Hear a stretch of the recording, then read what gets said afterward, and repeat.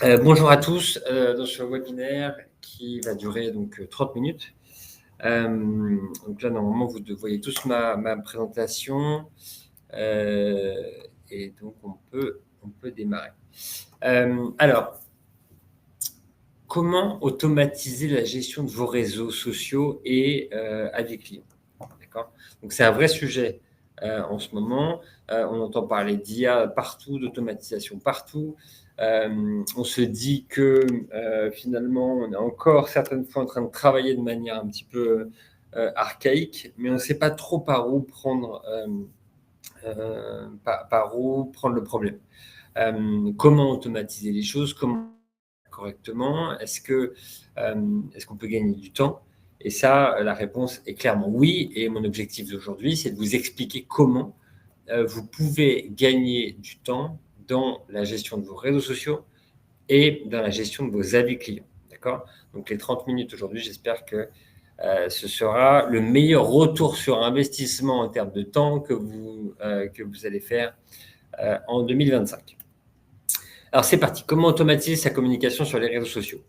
Donc vous inquiétez pas, je vous enverrai la présentation après. Alors choisir ses canaux déjà, c'est très important de choisir ses canaux. C'est-à-dire quels sont les canaux qui font du sens pour mon business. J'ai moi à titre personnel essayé à un moment donné de trop communiquer sur trop de réseaux et clairement je me suis un peu brûlé en me disant mais là j'ai l'impression de tout faire mal, de ne pas faire assez parce que chaque réseau a ses codes, chaque réseau a besoin de temps pour accroître la communauté, les formats sont différents donc c'est quelque chose qui demande beaucoup de temps. Donc, ce qui est important, c'est la première chose, c'est de savoir où sont ses clients. Voilà. Donc, pour un hôtel, aujourd'hui, être présent sur LinkedIn, il y a quand même globalement assez peu d'intérêt. D'accord? Être présent sur TikTok, pourquoi pas, et Facebook, Instagram, sûrement. Tout va dépendre de l'hôtel. Si typiquement je suis Mama Shelter, je me dis, je cible les jeunes, donc je serai sur Instagram et sur TikTok. Par contre, si je suis dans un hôtel qui accueille justement une clientèle d'un certain âge, bon, TikTok n'a pas forcément beaucoup de sens, mais par contre, Facebook et Instagram font du sens. Voilà. Donc, c'est très important de connaître ses clients, où ils sont. Et moi, je vous conseille de ne pas essayer de tout faire parce qu'aujourd'hui, faire tous ces réseaux en parallèle prend un temps fou. Et enfin, j'ai ajouté le blog parce que finalement, il est possible, et on le verra après, dans la création de contenu, finalement, de pouvoir créer du contenu sur le blog et qu'ensuite, ça va se diffuser sur les différents sites. Et aujourd'hui, mine de rien, le référencement naturel, que ce soit via Google ou via les IA type ChatGPT, est très important. Ça veut dire qu'avoir un blog le plus complet possible, avec le maximum de contenu sur votre site, ça reste essentiel aujourd'hui pour le référencement local. Donc, choisir ses réseaux. Ensuite, trouver des idées de contenu. Donc, parfois, on se dit, bah, je n'ai pas d'idée. Aujourd'hui, on a plein de types de contenus différents. On peut créer du contenu sur son entreprise. Donc, quand on parle d'un hôtel, je crois qu'il y a beaucoup d'hôteliers aujourd'hui. On peut parler de détails sur son hôtel, du petit déjeuner, des chambres, des services, et ainsi de suite. On peut parler du secteur en général, c'est-à-dire que typiquement parler de la croissance de son secteur, de statistiques qui parlent du secteur. Donc, c'est toujours intéressant de parler de ce genre de sujet pour finalement montrer qu'on est vraiment un professionnel du secteur. Et donc ça peut être un contenu intéressant. Ensuite, créer du contenu sur les équipes, c'est ce qui marche le mieux aujourd'hui en termes d'engagement. D'avoir finalement des photos, des vidéos de l'équipe. C'est clairement ce qui cartonne le plus en termes d'engagement. Donc, si vos équipes sont d'accord pour se mettre en avant, c'est le top. Je vous conseille juste de leur faire signer justement en amont un document qui explicite clairement que le contenu qui a été créé sera donné donc à l'entreprise, parce qu'il m'est aussi arrivé de créer du contenu avec un employé qui est parti. Ensuite, les relations se sont un peu distendues et l'employé a ensuite fait des menaces à l'entreprise en disant merci de retirer tout le contenu qui me concerne. Et donc, dans ce cas-là, c'est dommage parce que finalement, tout le contenu est à jeter. Donc, je vous conseille quand même de faire signer un document à vos employés précisant que le contenu qui est créé avec eux dessus fait qu'ils lèguent les droits à l'entreprise. Ensuite, trouver du contenu type les avis clients. Donc, ça peut être toujours intéressant de diffuser les avis clients sur les réseaux sociaux. Et ce qu'on appelle le user-generated content, donc c'est-à-dire typiquement tout le contenu qui est créé par les clients dans l'établissement. Donc, ça peut être via les réseaux, ou ça peut être directement vous envoyant les photos, les vidéos que le client fait lui-même. Donc, c'est des choses que vous pouvez repartager sur les réseaux. Et enfin, créer du contenu sur son environnement, sur l'environnement de son hôtel, sur les châteaux à proximité, sur un bar à proximité, sur un restaurant à proximité, sur tout ce qu'il y a autour de l'établissement qui a changé, qui peut finalement créer de l'intérêt. Donc, ce qui est intéressant quand on a une diversité de contenu, c'est de ne pas uniquement mettre des photos de chambre, mais c'est finalement d'avoir du contenu divers. Ce qui est important, c'est de créer du contenu régulier, spontané, professionnel, mais aussi différent de la concurrence, et surtout le créer et le publier le plus rapidement possible. D'accord ? Parce que parfois, on s'est tous déjà sentis frustrés à se dire j'ai passé quelques heures à créer cette vidéo, elle a fait 40 vues. Est-ce que vraiment ça vaut le coup ? Donc, c'est toujours l'enjeu, c'est ça, c'est de créer le maximum de valeur le plus rapidement possible. Mais aussi que le contenu reste finalement le plus spontané possible.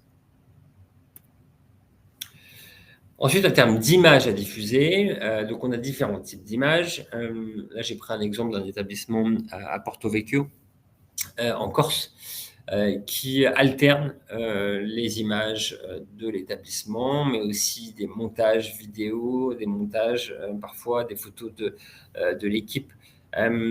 Donc, parfois, avoir ce mix justement de contenu d'images peut être intéressant.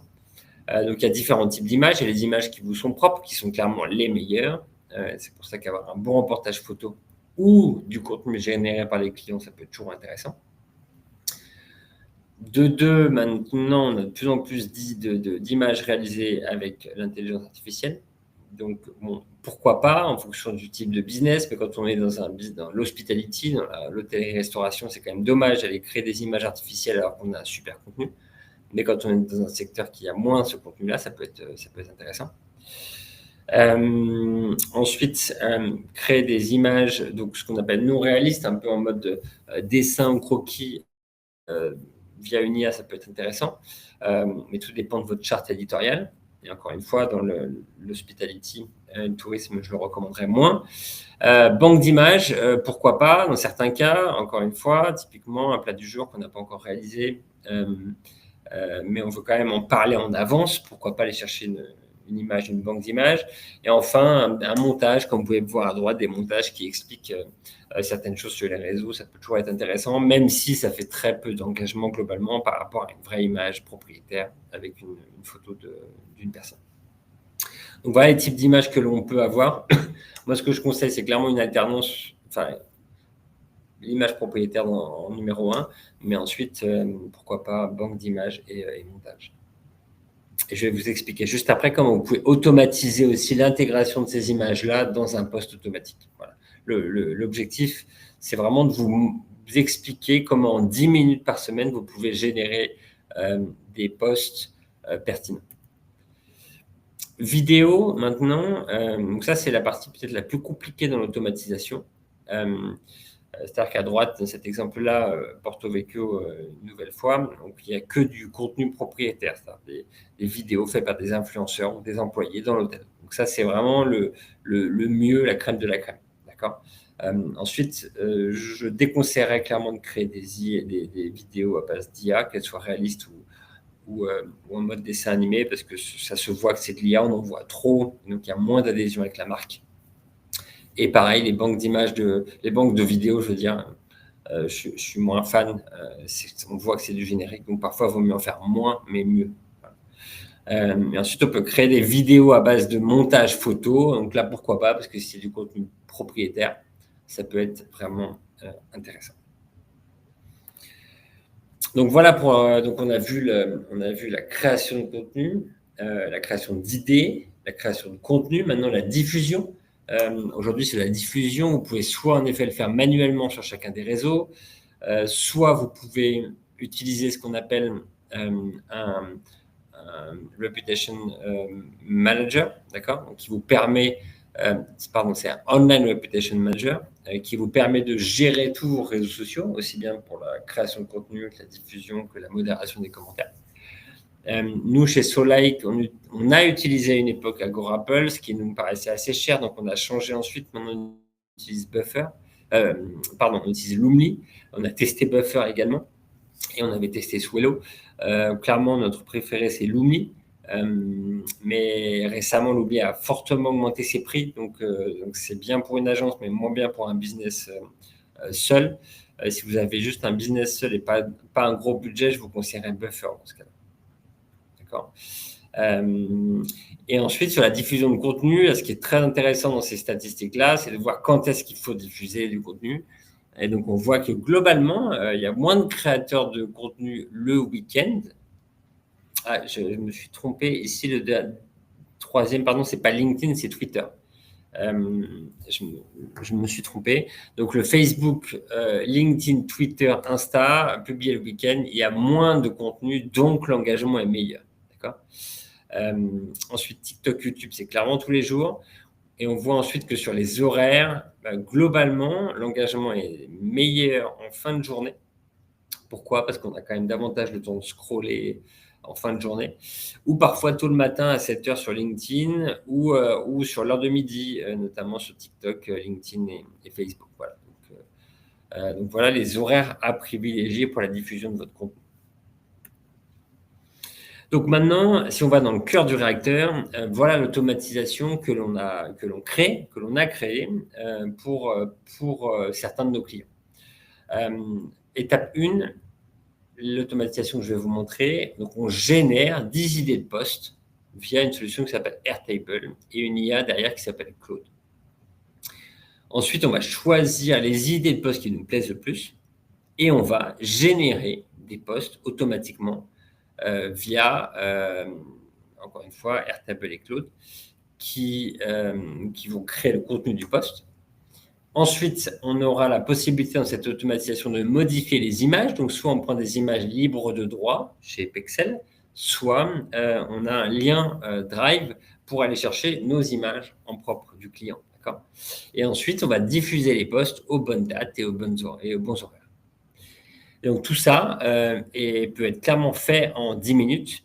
Et donc, on peut créer donc, des posts pour nos clients en l'espace de 10 minutes, ce qui permet finalement d'avoir un flot continu de contenu que l'on n'a pas besoin d'aller ajouter chaque jour. On le fait une fois pour le mois suivant et ensuite on peut justement aller améliorer certains posts si besoin. Alors, je vous montre comment ça marche.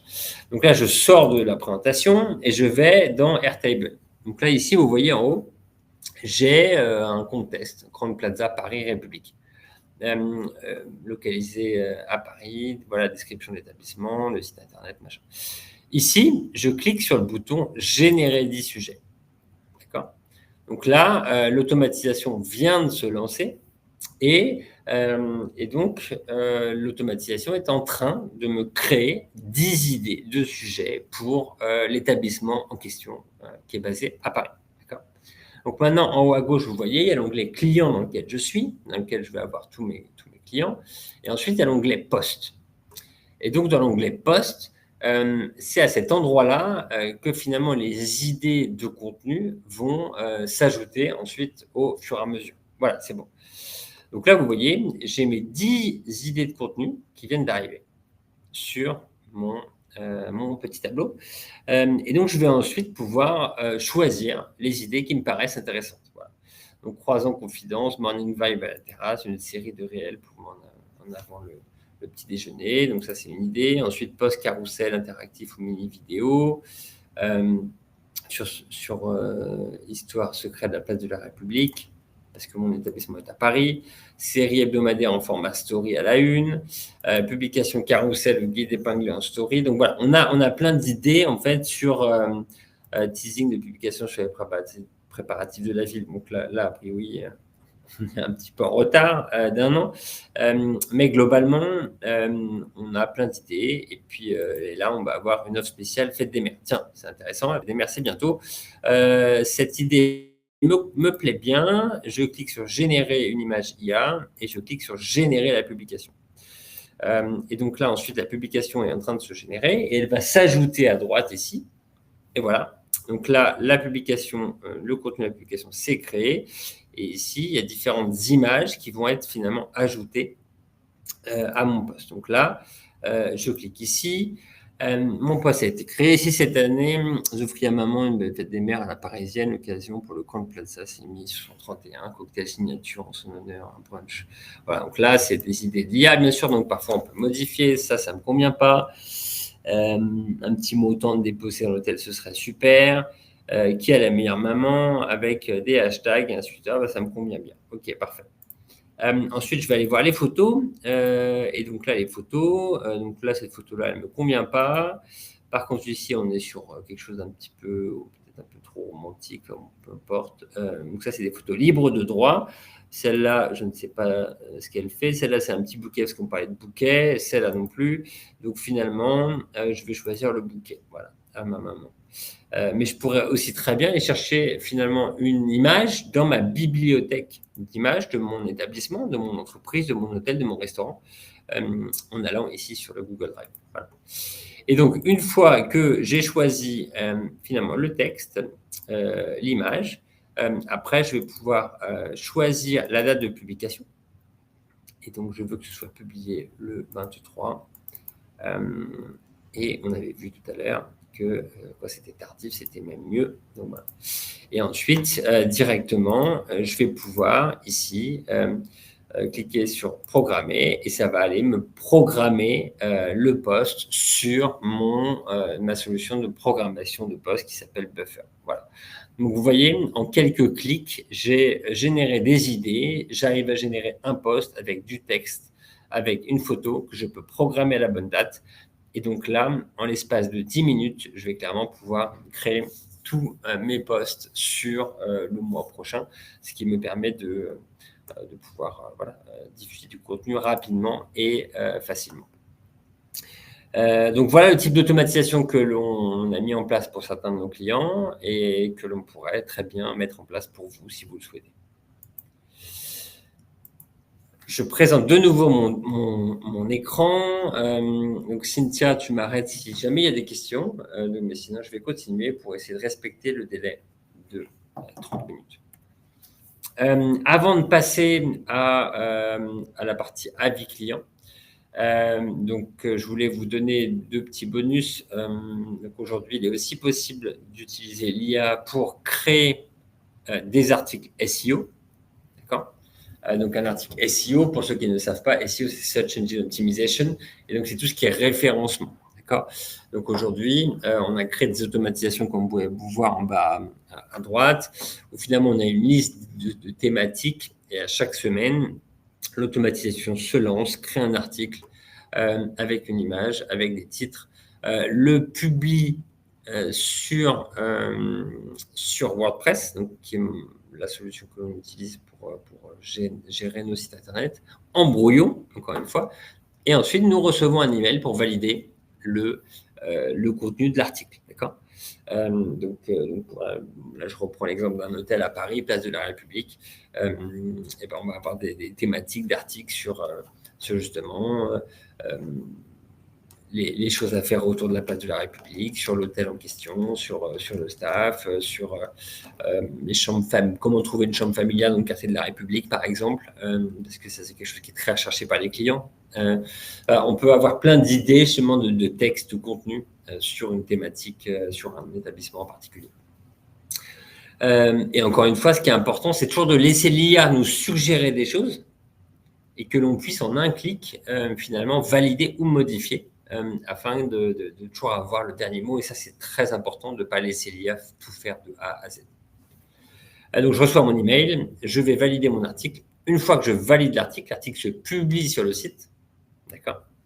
Et dans ce cas-là, l'article se publie et automatiquement, j'ai une deuxième automatisation derrière qui va se dire « Ah, tel article a été publié » Et donc, je vais générer un post pour chaque réseau social, que ce soit Facebook, Insta et LinkedIn.